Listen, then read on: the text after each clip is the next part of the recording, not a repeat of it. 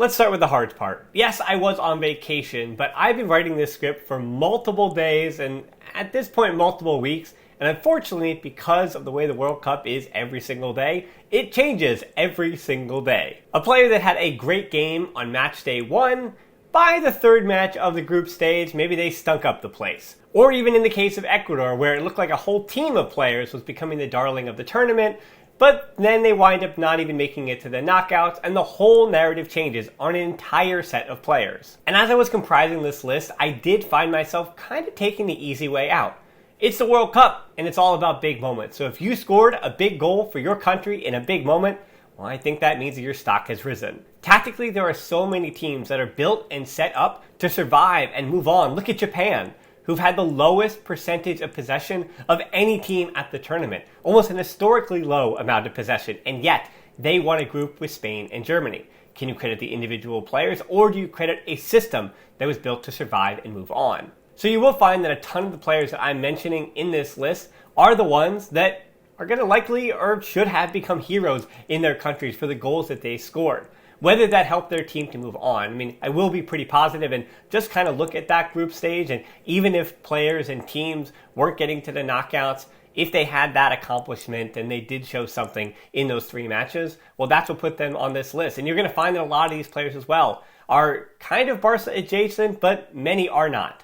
There are a lot of players on this list, as you probably checked at the runtime, and there's a lot of players that I'm certainly going to miss that you enjoyed or thought stood out in the group stage, and you know exactly where to put that discussion. That's down below in the comments. So let's get into it. We begin with a trio from 2 different countries, and the teams that finished second and third in their group. The best match of this tournament, in my informed opinion, was Spain 1-1 with Germany, and it was great to see Pedri, Gavi, and Jamal Musiala all proving that they're the 3 best 20 and under midfield prospects in the world at the moment. Camavinga and Jude Bellingham round out the top 5, and they also both had a marquee game, but the aforementioned trio has been consistent and excellent. Gavi is someone even more so than Pedri, because Pedri looks like Pedri, Barcelona's best player. But Gavi looks better and at least looks much more impactful in the final third, sans that final game. And those stats be damned as well. Again, just kind of focusing on the first 2 games. Oh, and by the way, that Gavi finish against Costa Rica was pretty nice. Once again with Spain, we're kind of talking to the first 2 games and not the third one, but rounding out that Spanish squad as well, Ferran Torres and Dani Olmo, and speaking about them in the same breath, have both, over the course of this tournament, kind of proven why they're the starters for Luis Enrique. When you win 7-0 in the World Cup and you have 2 goals, I'm going to say Ferran Torres' stock went up a little bit. As for Dani Olmo, he started the debate as why Barcelona didn't push harder for him last January when they got Ferran. Sticking with the number 2, Jordi Alba's 2 assists, one of which came against Germany, are reminding people just how good his final ball is.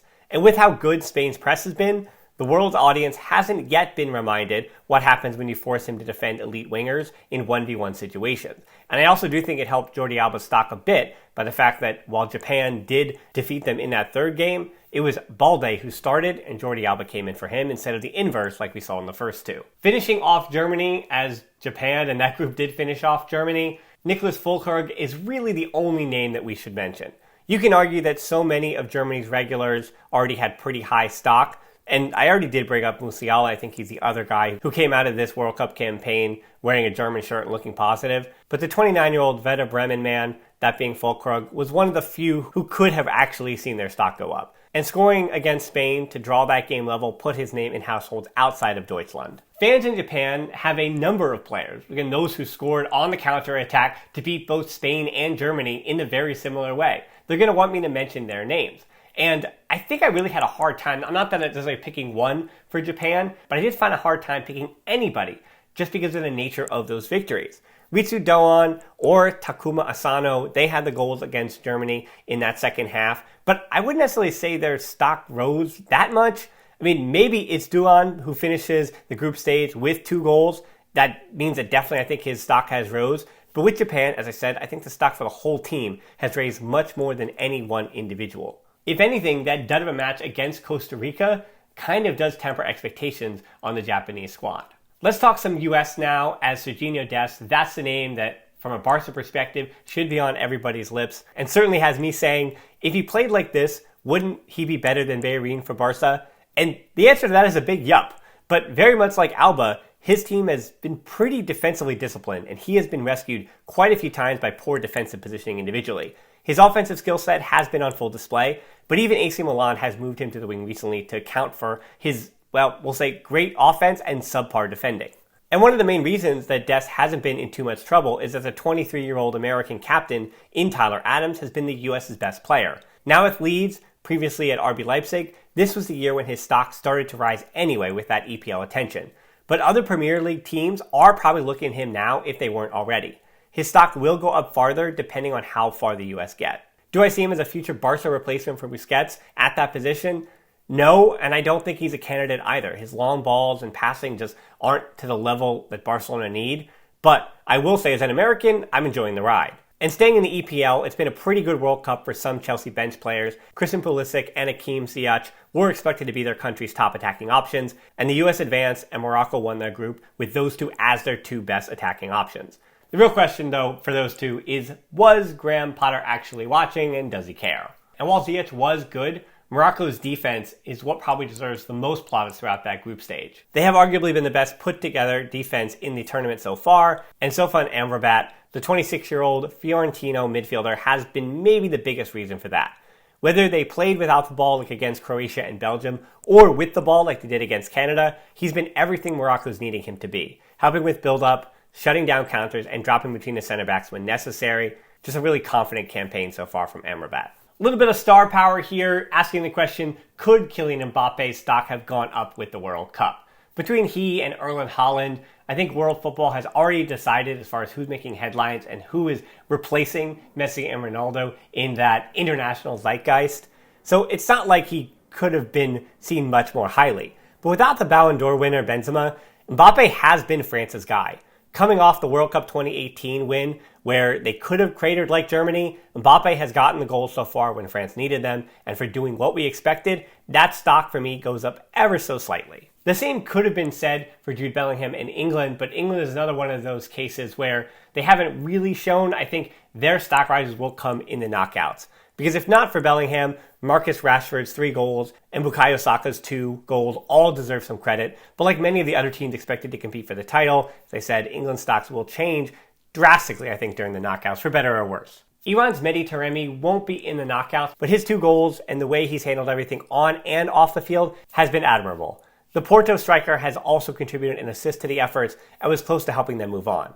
His performance against Wales is why they were in that spot in the first place. Saudi Arabia won't be in the knockouts either, but that's not for a lack of trying. Salem Al-Dosari will go down in the history books for his role in the win against Argentina. And just for fun, check out his Google trend on his name. The 31-year-old who plays domestically for Al Hilal will never, ever, ever, ever, ever, ever, ever have his stock higher.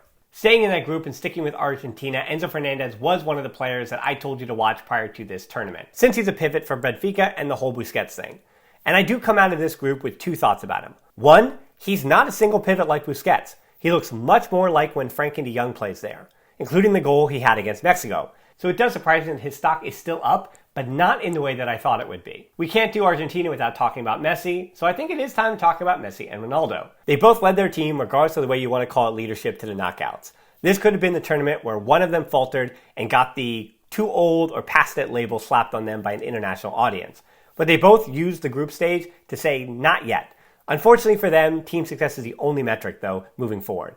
Either stock will rise if they win the whole thing, but that's not even stock in the way that other teams might want their services.